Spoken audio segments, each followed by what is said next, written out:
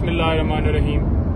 अभी हम अटक जेल की तरफ जा रहे हैं। कल से पूरी कोशिश है कि खान साहब से हमारी मुलाकात करवाई जाए।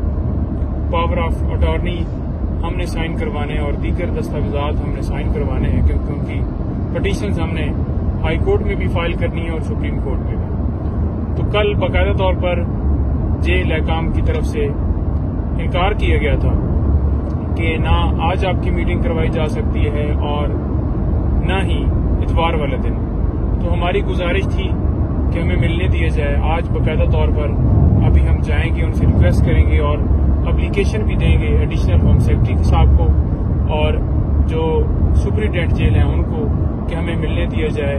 और साथ में ये भी इस्तदा करेंगे कि वहां पर जो सहूलियात साबका वज़ीर आज़म को कानून के मुताबिक मुयस्सर होती हैं वो भी उन्हें दी जाएं, जो कि अभी तक हमें नहीं पता कि वो किस पोजीशन में है, किस हाल में है, और अभी तक हमें कोई इजाजत नहीं दी गई। बिस्मिल्लाहिर्रहमानिर्रहीम।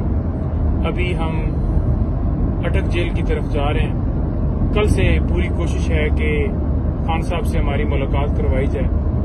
पावर ऑफ अटॉर्नी हमने साइन करवाने हैं और दीगर दस्तावेजात हमने साइन करवाने हैं, क्योंकि उनकी पटिशंस हमने हाई कोर्ट में भी फाइल करनी है और सुप्रीम कोर्ट में भी।